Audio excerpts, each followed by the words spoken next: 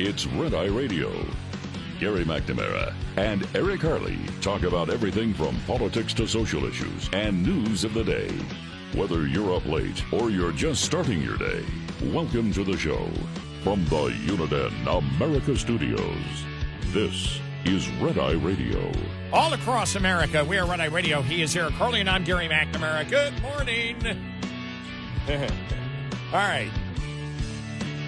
Some audio here, and I will say this. Yeah? The shows that are on like just once a week, you know, Bill Maher, for example, or even the Sunday morning news shows, I don't know if you feel this, but if you're paying attention, if you're a news junkie, by the time they come on... Yes. Okay, you understand where I'm going. It's so aged. It's yeah. Because we go through a ton of stories. Well, we've said this before, and our audience knows this. We leave here Friday morning. We come back Sunday night, and we have no idea what's going on between Russia and Ukraine. Goodbye, MTG. Goodbye, Doge, officially. Goodbye, I don't know, Yellow Brick Road. We'll just throw that in. It's just, there's so much chaos. And I was thinking exactly what you just said. I thought, but I was thinking about the Sunday morning news shows. I thought, by the time you get around to Sunday morning, because, you know, they had CBS Saturday morning. And I think it's over. I think the show is over. They're going to throw. I think they're throwing on the ShamWow guy now for an hour to sell something. And but I thought to myself, well, because there was a story on that. You know, the rest of the cast that was, I don't know, the hosts or whatever. They don't know. They haven't heard about any replacements. And I thought, there probably won't be replacements. And then I started thinking of the Sunday show. For what host? For the Saturday morning show. Oh, okay. And that got me to thinking about the Sunday morning shows. And I thought, you know, I mean, they'll probably be around, but they're just becoming less relevant because by the time they get to talk to it, even if it's something that happened on Friday or Saturday, it seems aged. But with the Bill Maher shows and the weekly shows, it's like if you're doing a weekly recap, man, people...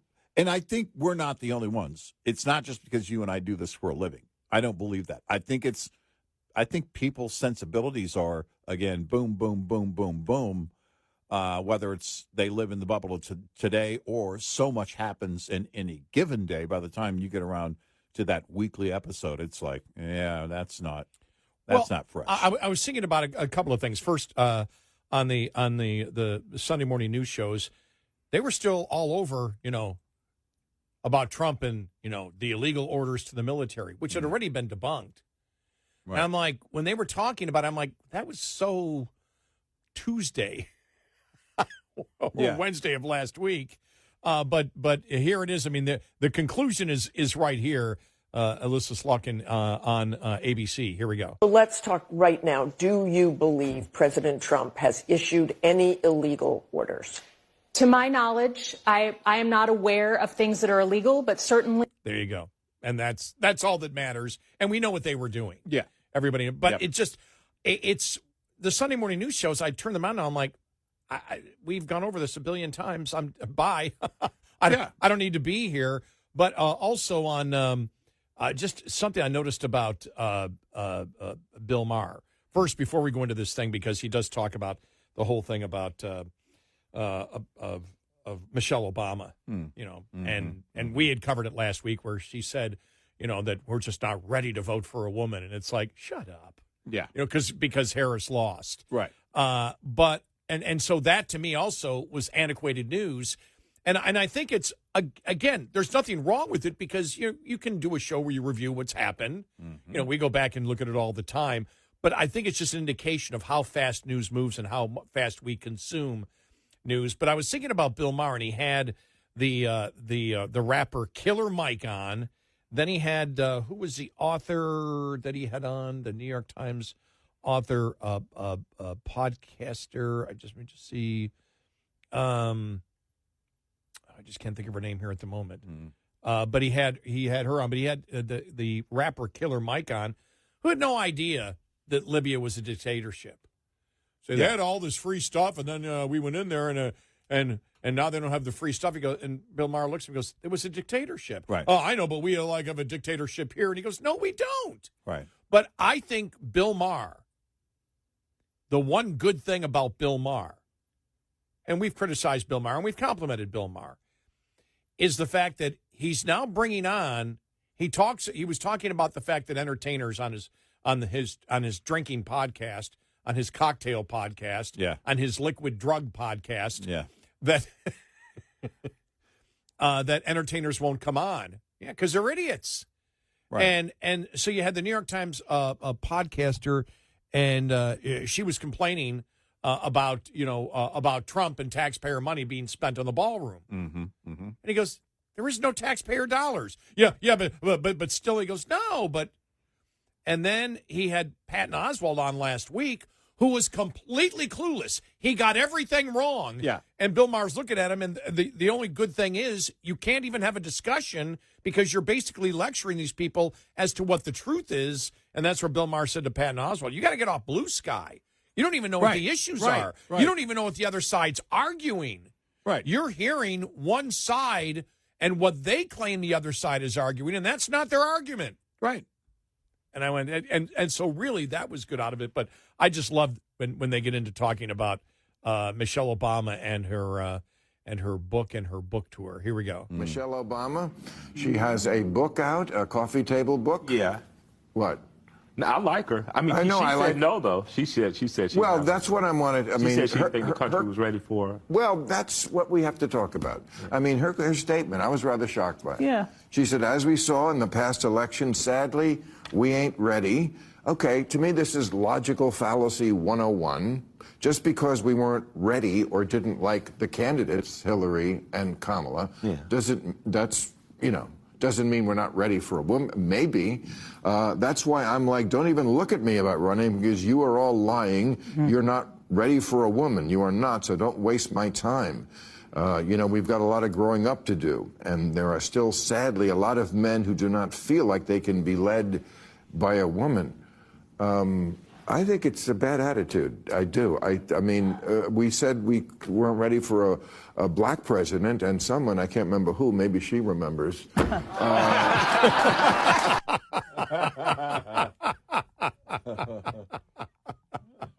And we blasted her last week on it. But again, nobody's really paying attention to it. It's worth mentioning because it shows the mind of a liberal. But look, she is partly right. And Kamala Harris, remember when Kamala Harris, bailed early in 2020. Mm-hmm. She bailed and said, that it was sexism and racism. Yeah. Well, that was the primary. She was calling the Democratic Party sexist and racist. Yep. And so Michelle Obama is right. The Democratic Party is not ready for a woman. No, that's on the left. That's the rank and file Democratic voter. Keep in mind, it was also the donor. In her case, it was also the donors. Because she dropped out, announced it December 3rd, 2019. Didn't even make it to 2020. But leading up to that, her decision to drop out was her campaign office, was just in shambles. The morale was at an all-time low, and that was the story. But bigger than that, the traceable things, the things you can the things you can actually look at and track are the donations. Donors and the rank and file had no confidence in her, and the Democrats even. Remember the interview? This would have been in the fall. I think it was in September of 23. Anderson Cooper was interviewing somebody.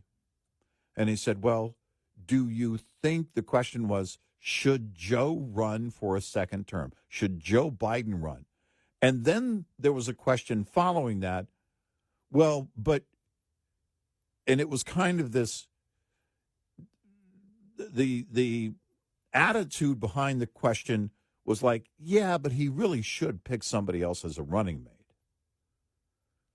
making the point, and again, this was Anderson Cooper at CNN, fall of 2023. We played the audio. Yeah, but she's not really the one. And she ended up being the nominee because they kicked Biden to the curb for obvious reasons. They rejected the Democratic Party, rank and file rejected. They didn't throw 2008 when, if we're going to talk about a female president, 2008, Obama, not Hillary. Sorry. Yeah, the woman podcaster and author, Mel Robbins, who did not know, who said, we're spending taxpayer money on the ballroom, goes, no, we're not. And Bill Maher actually said, have you seen it? We needed a new ballroom. Yeah. It was embarrassing right. for the United States. This is Bill Maher. It was embarrassing for the United States to be having to put people, when we had a ball at the White House, in tents in bad weather. Right. Because we didn't have a big enough ballroom. He got private funds to do it. Well, but completely ignorant. But my point on Michelle Obama is the fact that the Democratic Party isn't ready for women because they want men to replace women. Right. For God's sakes, doesn't anybody see this in the Democratic Party? We're not ready for a woman. Well, damn right you're not. Right. You don't want women playing sports. You want men to take over for women. Yeah. You're blunt about it. And then you sit there and say, you call other people sexist? My God, the most misogynist thing I have seen in my lifetime in a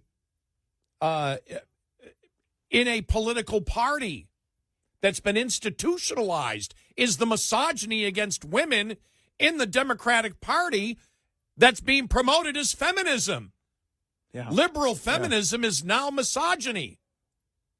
It's unbelievable. Yeah. And Michelle Obama's up there, one of the biggest supporters of men taking over for women, calling other Americans sexist. Please give me a break. Yeah, this is the left.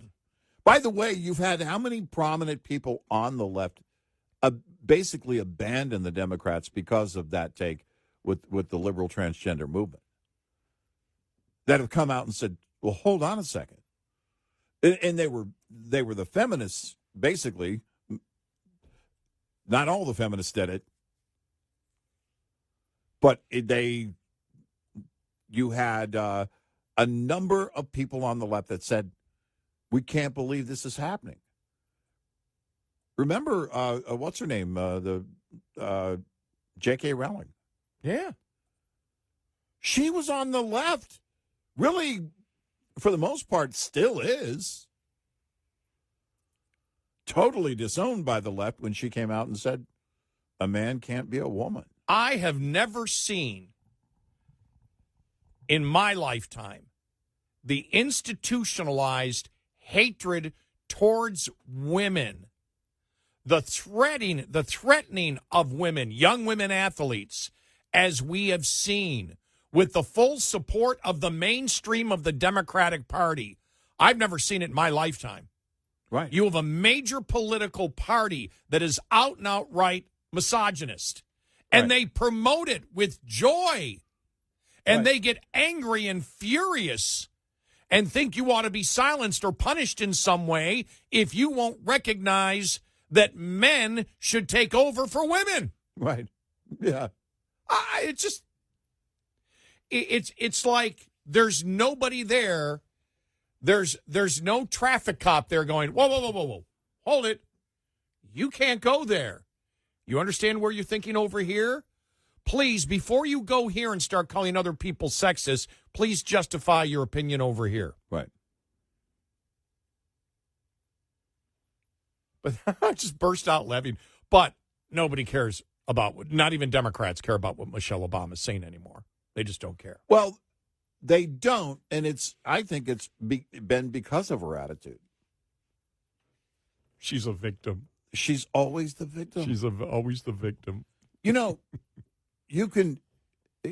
There are two ways or two roles they always see themselves in the left, the hero or the victim, and sometimes it's both. For her, it's really kind of both.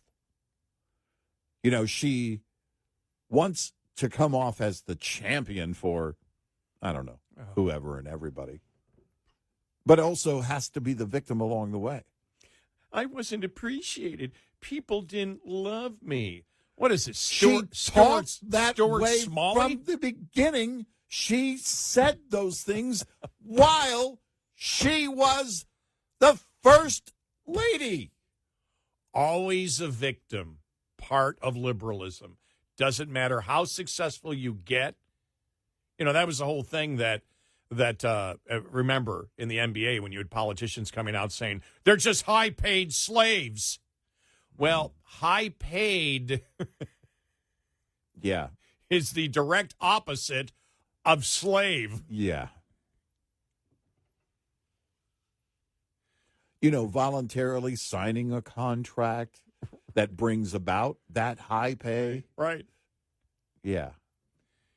You as an autonomous person being able to negotiate to become a millionaire and someone voluntarily paying you tons of money to play a sport and then still calling you a slave, no one buys that. And no one buys that Michelle Obama is somehow a victim Right.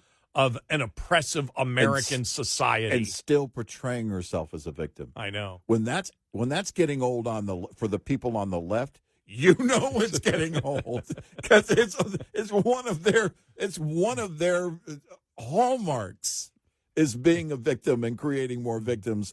But when it comes to her, they're like, yeah, we don't think so. We are Red Eye Radio. Brought to you by FPPF, Fuel Power Max. After fuel, an owner-operator's second biggest variable cost is tires. To save, get as much life out of them as possible with good habits. Maintain proper inflation. It's free and easy, yet it's the highest saving maintenance you can perform on the truck. Improper inflation is by far the greatest reason tires fail early. Perform routine maintenance. If a technician can by hand initiate irregular movements in tie rod ends, kingpins, wheel bearings, and torque rods, that spells trouble. Fight irregular wear by replacing suspension components. On the steer axle, change your shocks at least as often as you change your tires. On the drive axle, replace shocks halfway through the tire's life, and when the tires are changed too. Finally, employ good driving habits. You have full control here. More conservative driving over rough surfaces helps reduce wear. Speeding, hard braking, curbing, and tight turns cause tires to wear fast. On the other hand, steady acceleration, braking, and steering can extend the life, saving a bundle. Owner-Operator Business 101 is provided by Overdrive's Partners in Business program. Go to overdriveonline.com to the Partners in Business section on the website for more details on this and many other topics. Brought to you by Shell Rotella. With advanced synthetic technology is designed to help keep your rig running with more mileage and less maintenance. Lines open for your calls. 866-90-RED-EYE on Red Eye Radio.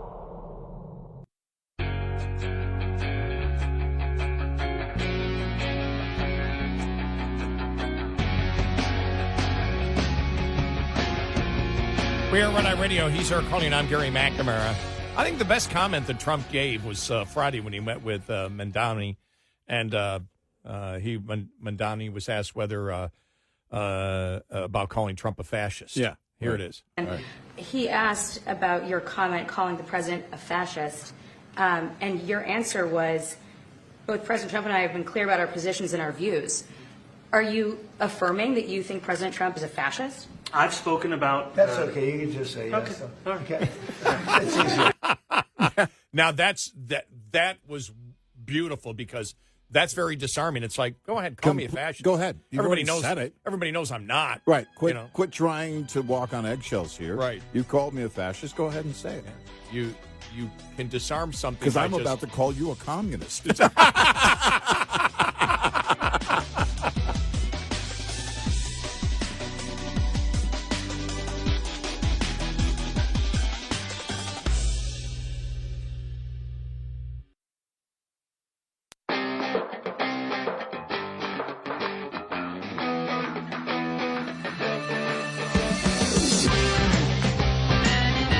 On our website, RedEyeRadioShow.com. Show info with stations, podcasts, and more. Red Eye Radio. And he is Eric Harley, and I'm Gary McNamara. Download our Red Eye Radio app today, and you can listen when you choose. Happy Thanksgiving week to everybody. Yeah. All right, right back to it. Mamdani on Meet the Press. Okay. Here we go. All right. President Trump say to you, did he assure you he will not send troops into New York? He told me that he cared deeply about public safety. I said I cared deeply about the same. But did he say he wouldn't send troops? What I told him is that what separates New York City from anywhere else in the country is we have the NYPD. And I trust the NYPD to deliver public safety. And to me, that is something that I know that they can do, that they have done, and they will continue to do under my leadership. So he didn't rule it out in your meeting? I made it very clear what we wanted to do was to deliver public safety and affordability, and the NYPD would be the ones to do so. Wow, has he softened? This is something that you and I were talking during the break. Something we have mentioned over the years, but I when I saw all these stories, both his appearance at the White House or visit to the White House, but also the Sunday morning appearance after the election in 2008, when Barack Obama was then President-elect Barack Obama. I said to those who voted for him, you need to know that the guy that was running, or the guy that you built up in your mind, whatever that might be, to be, is not going to be the same guy once he's sworn in as president. And you're going to see the same with Mamdani, because at some point you have to govern. There's still some of the performance art stuff going on and will be going on when he's sworn in. But as the mayor of New York, and I don't know, I can't remember the last time that there was such a bright light on the mayor of New York City, except for maybe in the days after 9/11 with Rudy Giuliani. But that wasn't because he was newly elected. It was because of 9/11.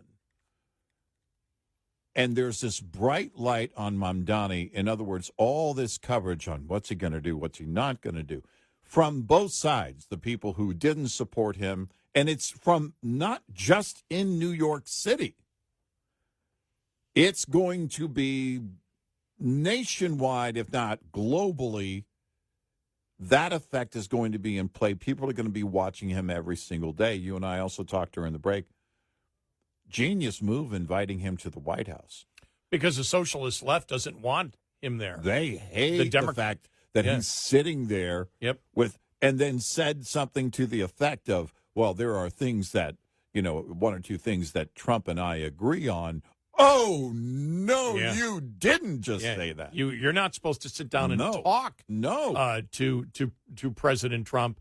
And so where the difference is now is the fact that the Democratic Party wants you to enact your socialist ideas, and they want you to be blunt about it. They don't want you to hide it anymore. Mm-hmm. And so do I believe that Mamdani is somehow mellowing as to what he wants to do?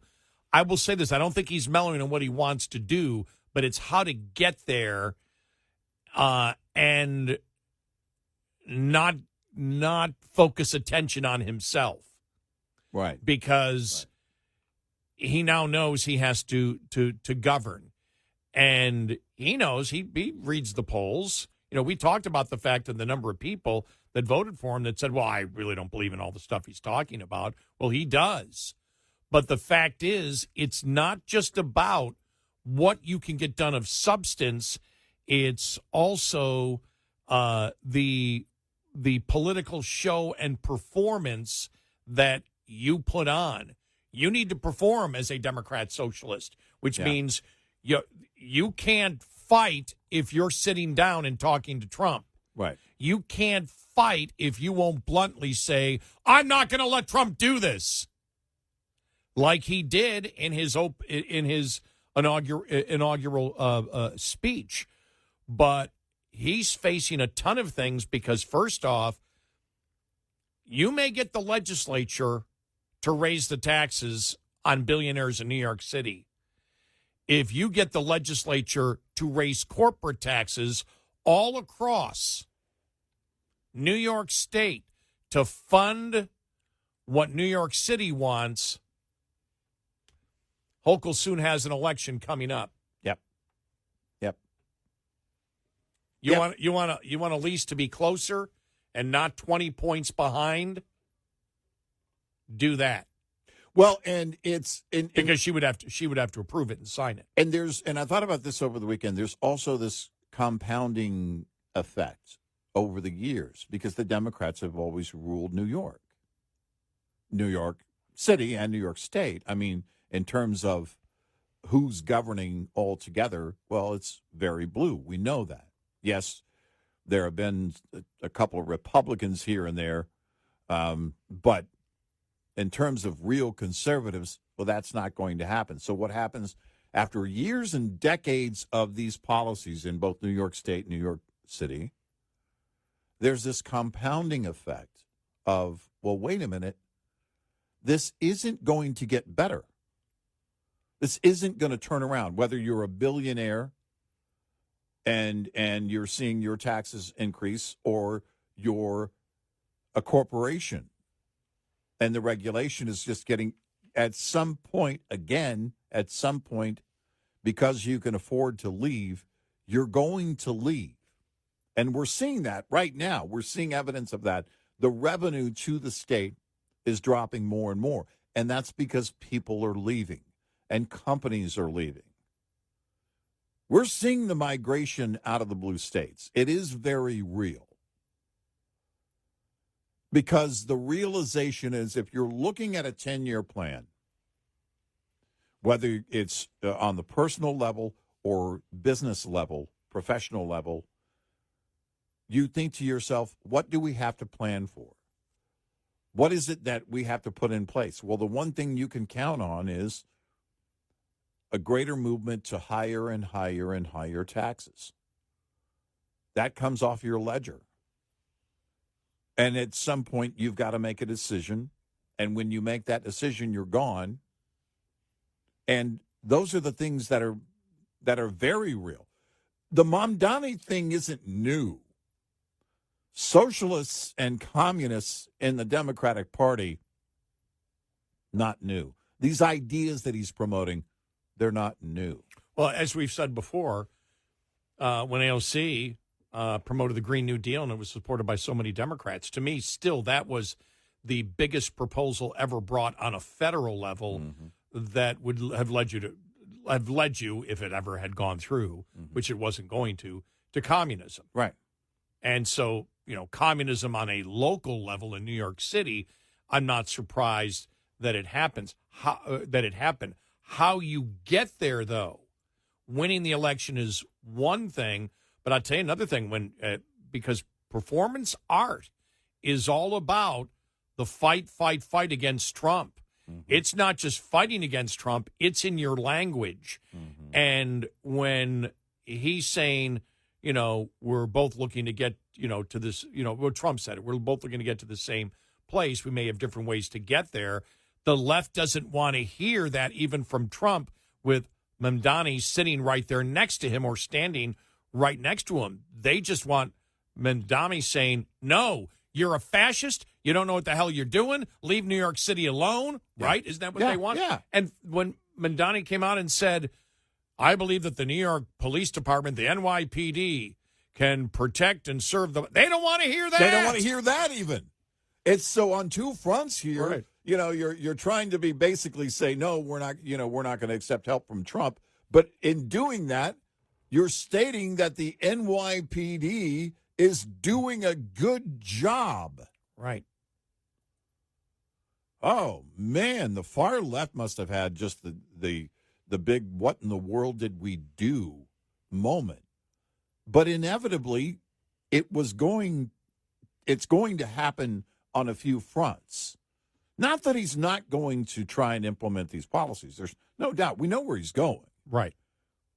But it's way too soon to be shaking hands with Donald Trump and the NYPD in the same weekend. Ouch. Wow. Just let the honeymoon end before you do that. And that had to have gotten a lot of the far left, the very angry left. Meanwhile, just up in arms. I was reading a poll National Review had at Noah Rothman. The health of American democracy is not measured in free stuff. Oh, the hell it ain't. I have a list. The good news, as he writes, is the majority of American respondents recently told Gallup pollsters that it's your responsibility, not the government's, to ensure that all your basic needs are seen to. The bad news, it was the barest majority, 50%. Meanwhile, 49% of Americans said it's the government's job to be responsible for making sure individuals' basic needs are met. More depressingly still, the conception of the federal government as caretaker is most popular among younger Americans. A staggering 63% of young adults under the age of 29 agree that government should care about you and your well-being. Their outlook aligns with the Democrats broadly, nearly 7 in 10 whom believe that government should safeguard your needs as well as your rights.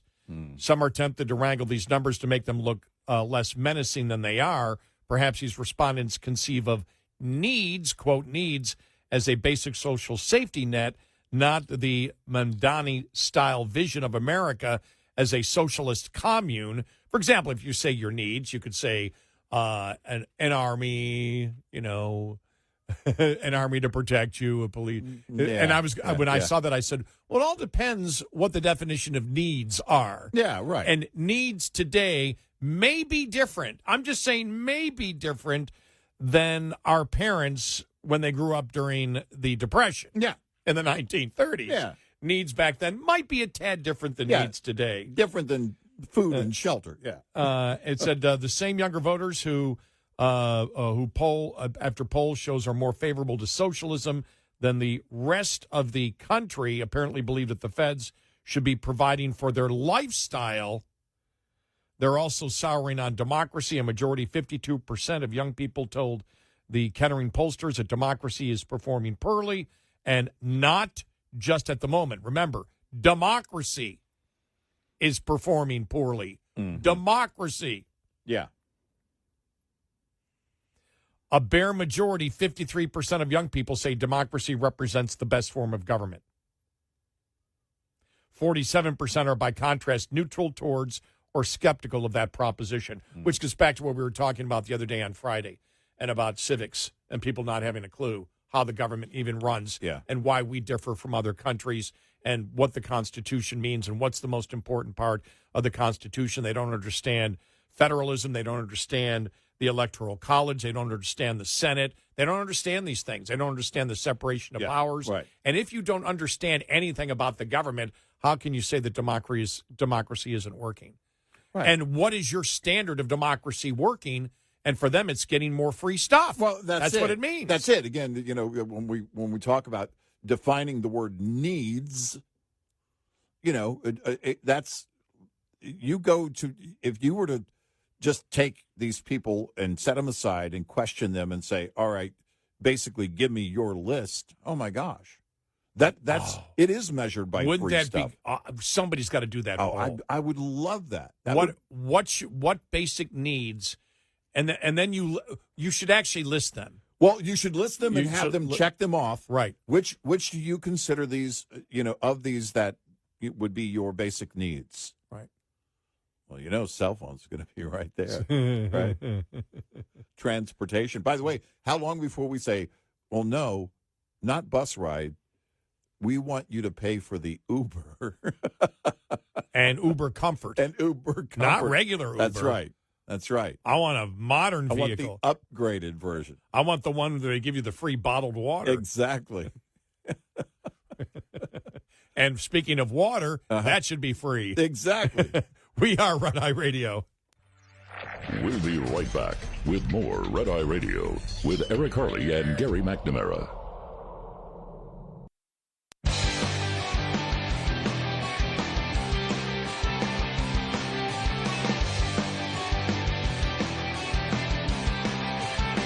We are Red Eye Radio. He's Eric Harley, and I'm Gary McNamara. We talked a little bit about it, but not a lot about the 28-point deal, and that's because we have no idea where it's at. I have no idea what to believe on that. Yep. I have no idea. Was it Russia's idea? Was it not? Is it sanctioned by the U.S.? I mean, it seems the president is still putting pressure on Ukraine. Yeah. But then Europe came in and said, nope, here's what we want. Right. And so it's not just Zelensky against Trump now. Right. It's Europe going, no, we want this, we want this, we want this, we want this. Right. Yeah, it's all over the place. But whether it was a Russia agreement or the U.S., as Rubio said. Was it leaked? Yeah. I have no idea what to believe.